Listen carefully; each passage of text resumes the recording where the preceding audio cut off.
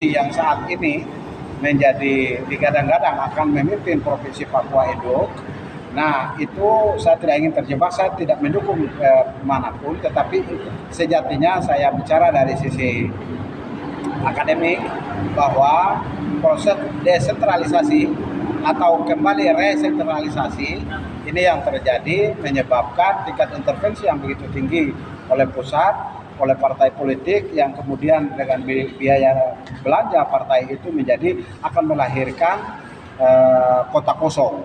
Siapa ada uang, itulah yang kemudian memborong seluruh partai politik, dan ini akan menciptakan ketidaksehatan di dalam sistem tata bernegara kita karena akan melahirkan sistem otoritarianisme, pemimpin yang itu kemudian tidak lagi secara kompetitif. Bagaimana sebagai sebuah kita menganut sistem demokrasi, dan demokrasi kita adalah demokrasi musyawarah. Demokrasi Pancasila itu sifatnya musyawarah, sehingga hal ini bisa dapat dimusyawarahkan, sehingga saya juga meminta seluruh tokoh agama untuk menahan diri, kita tidak masuk di dalam terjebak pada polarisasi di antara sesama rakyat Papua, karena sejatinya Papua adalah berdasarkan adat dan budaya, tidak berdasarkan agama, sehingga seluruh tokoh pemuda, mahasiswa, kaum intelektual, kaum agamawan, tokoh adat ini mesti harus menahan diri untuk tidak terjebak dalam polarisasi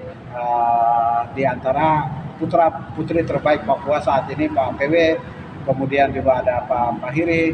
Beliau ini adalah abang-abang kita yang kemudian secara sehat mereka harus bertarung, sehingga memborong semua rekomendasi partai politik ini akan menyisakan oleh dampak dari akibat undang-undang yang tidak secara konsisten sejak awal, tingkat intervensi yang begitu tinggi, sehingga partai lokal itu ditiadakan dengan konsekuensi 11 kursi pengangkatan 11 provinsi dan kabupaten 9 saya dengar itu yang sedang berjalan, sehingga ini nanti evaluasi bersama ke depan untuk kita harus perbaiki ini, sehingga tidak membiarkan munculnya tokoh-tokoh pemimpin yang itu yang melahirkan otoritarianisme dan demokrasi tidak sehat.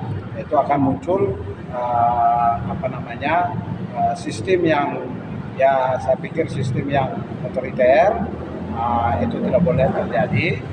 Karena itu kita terus mewacanakan ini agar supaya ke depan Papua akan lebih baik lagi, melahirkan pemimpin yang kita putra daerah sendiri yang muncul bisa punya jiwa untuk membangun masyarakat Papua yang lebih aman, lebih sejahtera, yang lebih terpelajar, yang lebih sehat. Itu yang mungkin kita harapkan. Mungkin begitu saja. Minta maaf saya kurang lebihnya, komentar saya begitu. Terima kasih.